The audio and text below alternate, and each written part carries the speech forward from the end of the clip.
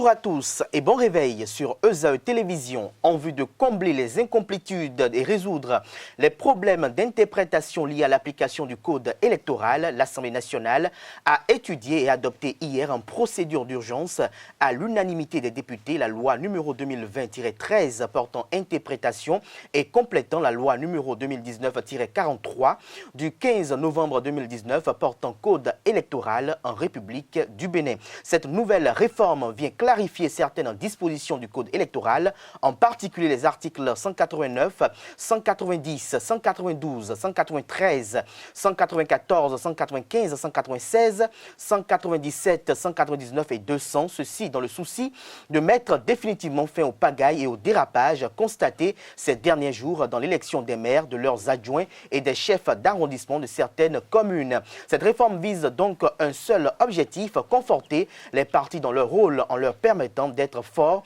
Les confrères de la presse écrite en font leur chou gras ce matin. Nous en parlerons dans le débat avec Carles Kitome et Claude Alofa. Le bulletin matinal d'information de ce matin sur Free Matin sera une présentation de Tatiana Aranda qui est déjà installée à ma droite sur ce plateau. Bonjour à vous. Bonjour Kader Achirou, bonjour chers internautes et chers téléspectateurs. Introduite par une dizaine de députés, le code électoral a été modifié à l'unanimité par les parlementaires hier 2 juin 2020 en procédure d'urgence. Prévue pour le mardi 2 juin 2020, l'élection du maire de Niki, reportée les causes dans ce bulletin d'information. Fermé pour cause de la pandémie du Covid-19, le transport en commun, les bars, les cultes ont repris leurs activités hier 2 juin 2020. Au niveau du transport en commun, une timide reprise. Carles Kitome nous en parle dans ce 7 heures. Voilà tout pour le sommaire de ce matin. Merci pour l'attention, chers amis internautes. Installez-vous confortablement. On se retrouve dans un court instant pour la une des journaux.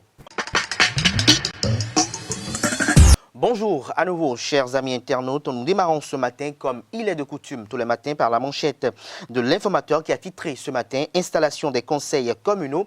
Voici les implications de la loi numéro 2020-13, complément et interprétation de la loi numéro 2019-43. Fin de la pagaille observée ces derniers jours. Le maire et ses adjoints sont désignés par le parti politique ayant obtenu la majorité absolue. Le vote intervient dans le cas où il n'y a pas de majorité absolue.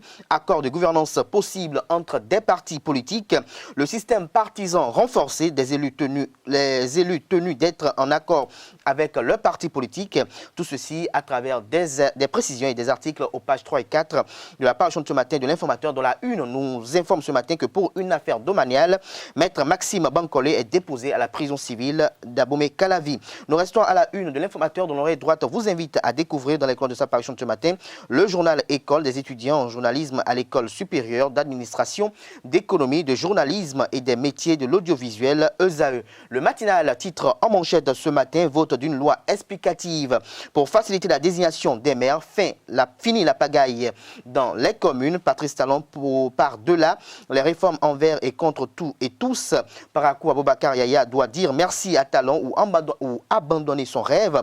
3 schémas pour désigner désormais les maires. L'intégralité des 10 nouveaux articles du code électoral vous sont publiés aux pages 2, 9 et 11 de la parution de ce matin du quotidien Le Matinal. Le quotidien de service public titre en manchette ce matin « Élection des exécutifs communaux ». Le code électoral modifié pour plus d'efficacité. Renforcer la discipline de groupe au sein des partis politiques. Des détails à la page 3 de la parution de ce matin du quotidien Le service public La Nation. Koufo, les nouveaux maires prennent service ce jour. Des détails dans l'école de la parution de ce matin du quotidien La Nation. Nous restons à la une du quotidien de service public qui titre en deuxième titre à la une ce matin « Contentieux des communales de 2020 ». La Cour suprême casse les résultats de Dassa 2 et de Ikemon. Des détails à la page 5 de la parution de ce matin du quotidien national d'information. Nous passons à présent à la presse du jour qui a titré ce matin en manchette « Réforme du code électoral hier à l'Assemblée nationale. Les députés renforcent la survie des partis politiques. Louis Vlavonnet, les siens, débloquent le processus de désignation des maires. Les observateurs de la plateforme des organisations de la société civile font des observations qui se sont dévoilées dans l'école de la parution de ce matin du quotidien La Presse du jour. Matin libre titre ce matin en manchette « Bénin, difficulté dans l'élection des maires. La mouvance se tire une balle dans le pied. Une loi interprétative à la rescousse. Des voix s'élèvent contre. Des députés tentent de justifier l'acte posé. Les 10 nouveaux articles vous sont dévoilés aux pages 2, 4, 5 et 9 de la parution de ce matin du quotidien Matin Libre. Nous restons à la une de Matin Libre de ce matin. Covid-19 et transport en commun. Par à coup, timide reprise des activités. Les tarifs à la hausse. 11 000, 12 000, 9 000 francs CFA selon la compagnie. Plus de précision à la page 9 de la page de ce matin du quotidien Matin Libre qui titre toujours à la une Covid-19, prévention par la nutrition. Le président de l'Association nationale des communes du Benelux, Setondia Tropo, forme les communautés à la base. Des détails dans l'école de la page de ce matin du quotidien. Nous passons à présent à l'Afrique en marche pour mettre un terme à la une des journaux de ce matin. Lois électorales, les réformes de talons sous assistance respiratoire, la rupture est en difficulté devant ces lois fabriquées. Des détails dans l'école de la passion ce matin du quotidien L'Afrique en marche. Ce sera tout pour la présentation de quelques-unes de journaux parus ce matin au Bénin.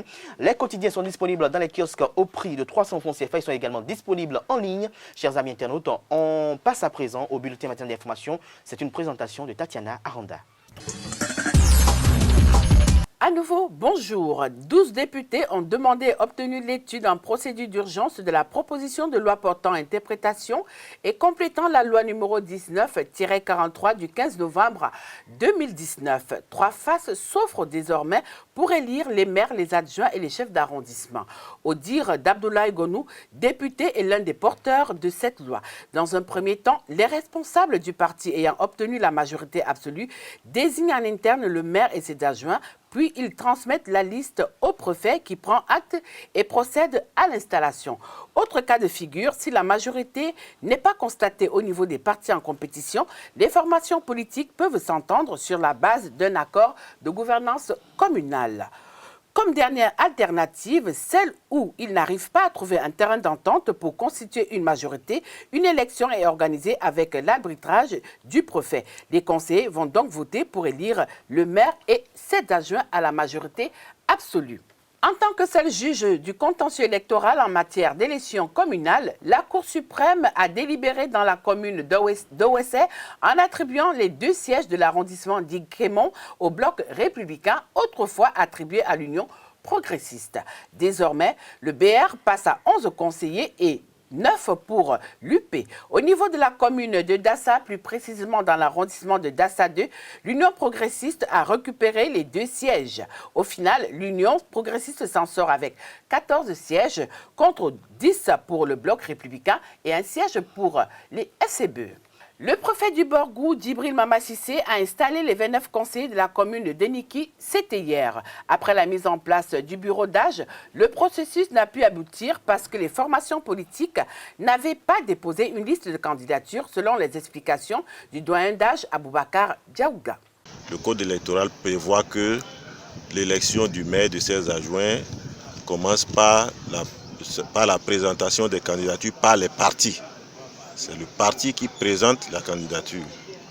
Ensuite, il est question que, au cas où aucun parti n'a la majorité absolue, donc dans le cas de Niki, où aucun parti n'a 15 élus, tous les partis donc ont la possibilité de concourir.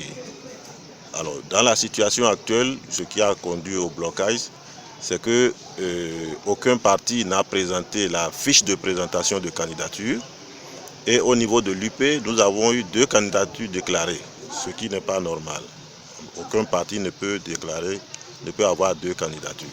Donc c'est ça qui a conduit donc au blocage, puisque les 3 partis en présence, FCBE a 12 élus, BR 9 et puis UP 8. Donc aucun parti n'ayant la majorité absolue, tous les partis ont la chance donc de présenter une candidature. Et normalement, chaque parti devait donc venir avec sa fiche de présentation de candidat, dûment signée par les membres du parti, ce qui n'a pas été fait. Et étant donné que également il y a eu 2 candidatures au niveau de l'UP, on ne pouvait donc pas procéder à l'élection. Bon, la suite, ce qui est sur la délégation préfectorale qui est arrivée rendra compte et les autorités compétentes aviseront. L'appel que je vais lancer à la population, c'est de rester calme. Il n'y a pas péril à la demeure. C'est en respect strict des dispositions de la loi, et donc du code électoral, que le blocage a eu lieu. Donc il n'y a pas de magouille, c'est le respect strict de la loi. Donc il ne faut pas que les populations cèdent à l'intoxication. Il n'y a pas eu de magouille. C'est le respect strict de la loi qui a été fait. Donc il faut que les populations le comprennent. Et comme je l'ai dit tantôt, les autorités compétentes donneront la voie à suivre. À l'instant, c'était le doyen d'âge Aboubakar Diaouga qui intervenait sur des propos recueillis par Bienvenue, combien nous de la radio communautaire de Nonsina à Bembereke. Dans un tout autre registre, après la reprise du transport en commun hier 2 juin sur toute l'étendue du territoire, au niveau de la gare routière située au marché d'Antokpa, c'était une reprise timide des activités car le Kitomé et Mounir Dorego étaient sur les lieux suivis. Le parc Sofla d'auto du marché d'Antokpa a repris des couleurs ce jour 2 juin 2020 avec la relance du transport en commun au Bénin. Mais le parc ne connaît pas encore l'affluence d'autrefois et cela s'explique. La reprise a été faite, mais tous les bus ne sont pas sortis. Il y a beaucoup de bus qui ont déjà les pièces périmées, les visites techniques, assurances. Et c'est aujourd'hui quand ils ont constaté qu'effectivement il y a la reprise qu'ils sont allés remplir les formalités, les visites techniques, assurances pour pouvoir revenir sur le terrain. Et il y a quelques-uns qui ont déjà pris leurs pièces et eux ils sont là sur le terrain et on est en train de collaborer avec eux pour le chargement des voyageurs.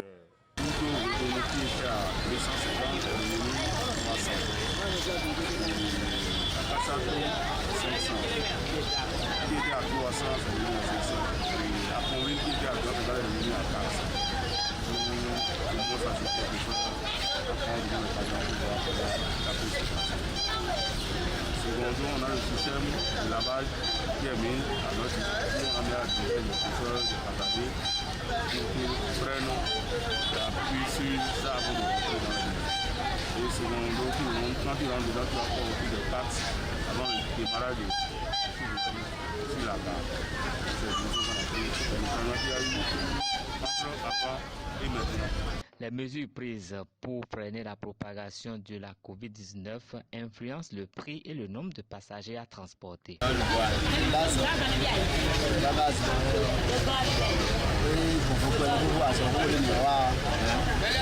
Le travail a repris, mais les conditions ont changé. Nous transportons désormais 9 passagers au lieu de 18. Cela affecte nos recettes et les passagers aussi ont du mal à payer un peu plus.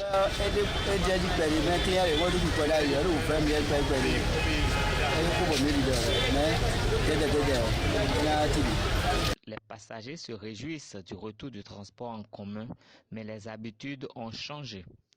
Les lieux de culte, les bars et les transports en commun ont bénéficié des allègements concernant les mesures prises par le Bénin pour contrer la propagation du Covid-19 et reprennent vie. Les enseignants du primaire, surtout du privé, continuent de souffrir le martyre. Ils se sont confiés à Carles Kitomé.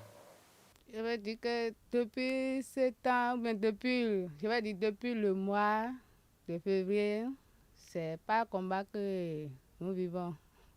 C'est pas un combat que nous vivons. Les salaires n'étaient pas si tant réguliers et encore, je peux dire, nous avons vu au moins le salaire de janvier et de février. Moi, je vais dire, selon moi, je rends grâce à Dieu. Il m'a donné une idée de se plonger dans d'autres activités. Et c'est pas ces activités que j'arrive à vivre. Pour le moment, je ne sais pas exactement. Selon moi, si on peut nous payer au moins les 8 mois sur les 12, ça serait normal, tel qu'ils nous payaient. Maintenant, avec cette situation, je ne sais pas, ça dépend. Bon, depuis le 30 mars, on ne fait que se débrouiller. Et comme nous sommes dans un privé, on ne peut rien, on fait avec les moyens que nous avions. Bon, on attend. Seulement que nous sommes un peu dépassés avec l'événement qui est sur le terrain maintenant, c'est-à-dire l'épidémie ou bien la pandémie du virus qui a causé toutes choses. Et pour le 10, on attend nos promoteurs, ceux qui vont décider. Oui, pour la fête des moyens, c'est un peu difficile. c'est un peu difficile. D'autant plus que nous sommes comme des ouvriers. C'est lorsque tu vas pour le travail que tu gagnes. Quand dans une journée tu ne vas pas, tu n'as rien.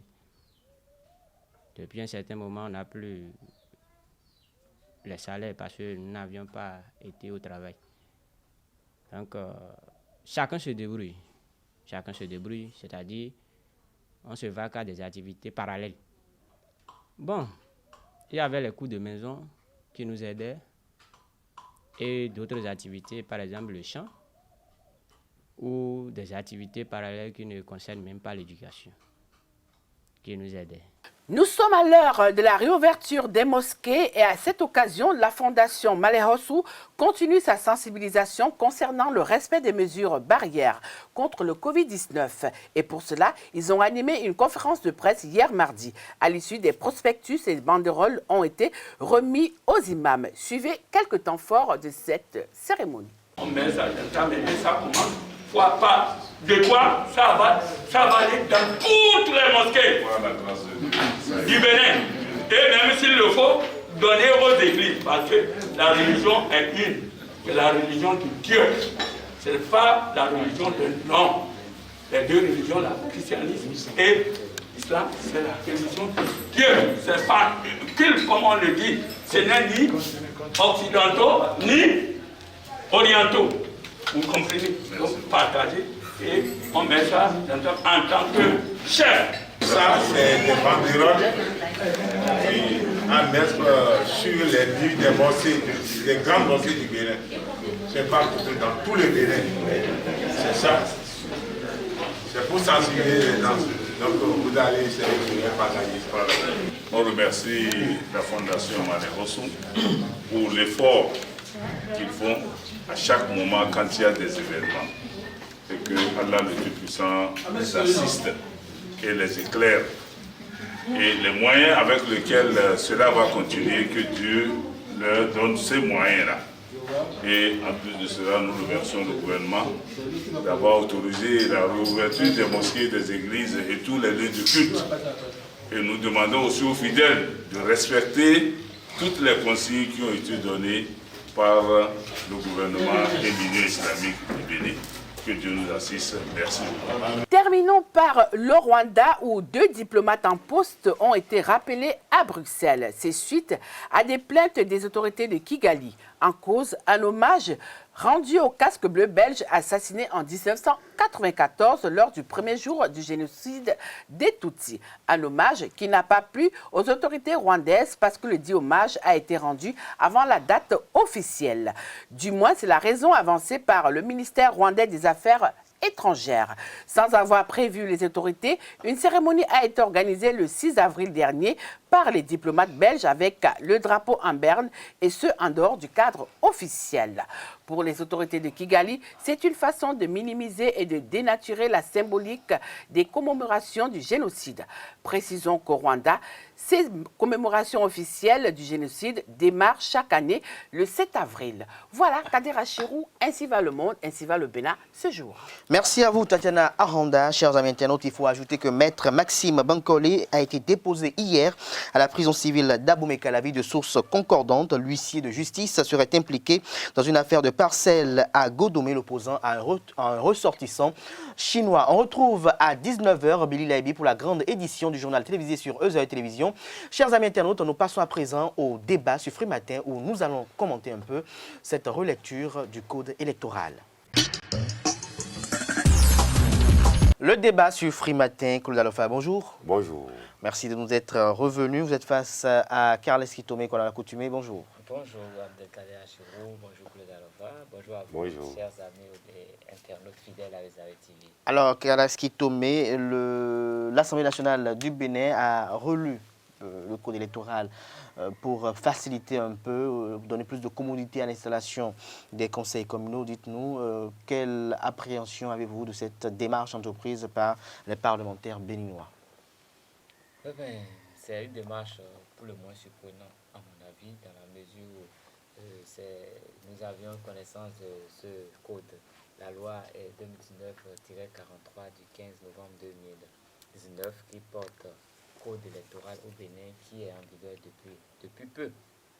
Je dirais depuis peu parce que quand on se rend compte que cette loi a été vraiment actée le 15 novembre, ça veut dire que la loi est arrivée après les législatives, ce qui veut dire qu'elle est venue corriger celle qui a prévalu pour l'élection des députés la dernière fois.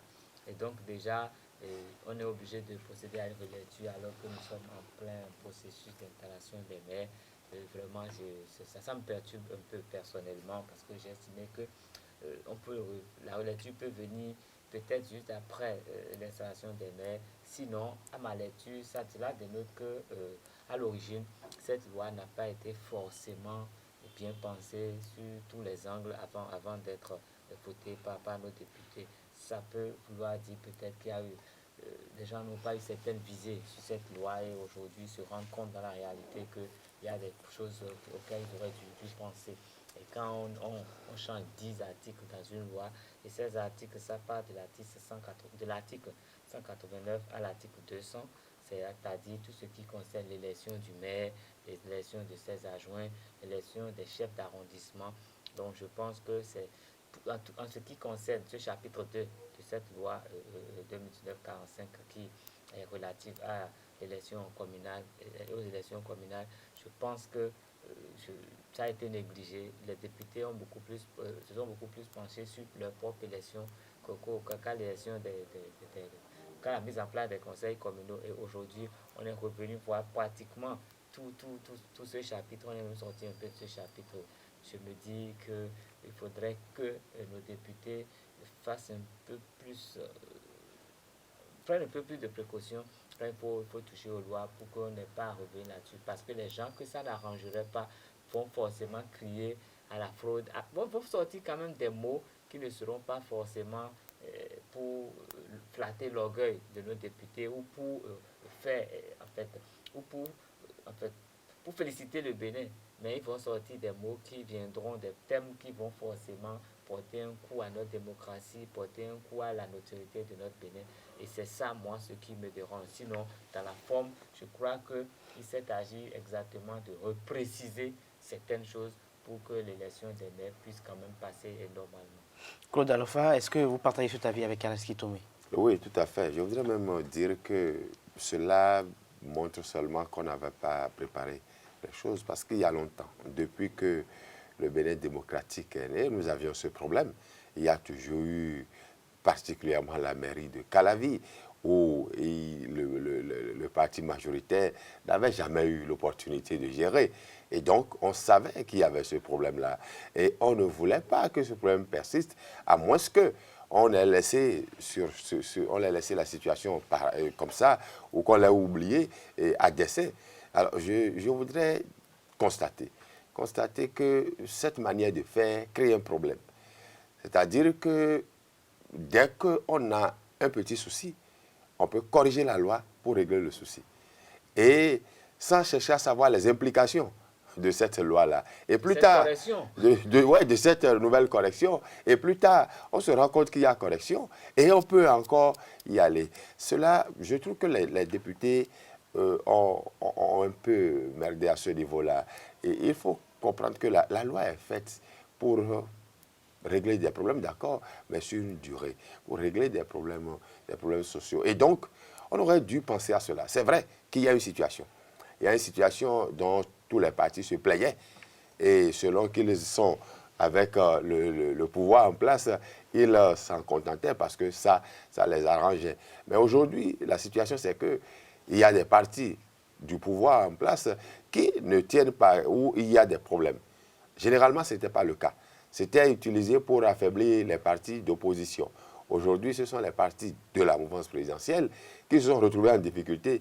Ça veut dire que ceux qui étaient élus aussi n'étaient pas certainement des gens sur qui les partis comptaient. Et donc, ça veut dire aussi également qu'on a préparé ces communales, on ne les a pas bien préparées. On a positionné des gens dont on n'était pas certainement sûr, mais parce que pour des raisons ou d'autres, ils devaient être là. Ils devaient être là pour permettre donc le succès à certains. C'était des jeux politiques qui ont été faits. ces jeux politiques ont marché jusqu'à un niveau donné, et les autres étant aussi des hommes politiques, arrivés au conseil communal, ils ont certainement compris qu'ils pouvaient devenir maires. Et là, la mayonnaise n'a pas pu prendre actuellement. Et donc, c'est pour régler un petit problème. Et il y aura de gros problèmes, certainement. Il y aura des implications de cette loi, je crois que, de cette modification, et je crois qu'on aura le temps d'en parler. Alors, Kaleski Tomé, quand on observe de près, est-ce qu'on doit s'en prendre forcément à la loi ou peut-être à l'indiscipline de groupes qui s'observent au niveau de certains conseils communaux? Ben, moi, je ne pense pas qu'il y ait une discipline de groupe. Parce que quand on sait que c'est le parti politique qui les a positionnés, quand on sait que le parti politique a positionné tel pour sauvegarder ses intérêts, tel à la tête de cette municipalité, le parti politique doit avoir normalement son candidat. Pourquoi il n'arrive pas à s'accorder au sujet de certaines candidatures? Ben, il faut d'abord commencer par se poser la question de savoir les liens qui existent entre ces individus et les partis politiques. Les partis politiques réformés que nous avons sont des partis politiques dont très peu de gens maîtrisent vraiment les idéologies. Donc, les gens ont adhéré à ces partis parce qu'ils se sont dit, c'est aujourd'hui ces partis qui sont en règle, c'est grâce à ces partis que je peux me positionner. Donc, ils sont allés directement. Et ils ne partagent même, à mon avis, il y en a plein qui ne savent même pas ce que ces partis projettent de faire, la façon dont ces partis projettent de gérer le pays. Parce que les partis sont à peine nés, les partis ne sont pas enracinés encore. Les gens ont quitté d'autres partis parce qu'ils savent que là, ne sont pas en règle, ou bien ne sont pas en nouvelle d'heure de sainteté avec le pouvoir. Il nous sera difficile de gagner certains challenges. Donc, rapidement, ils se sont ralliés. Il faut regarder les têtes que vous avez là. On les a tous connus dans d'autres partis. Et tous ces partis n'ont pas forcément penché de ce côté-là. On est là. Hein. Il faut voir. Il faut faire une lecture depuis 2014 seulement. Ce n'est pas très loin. Et vous verrez que ces gens-là n'ont pas été forcément positionnés comme ils le sont aujourd'hui.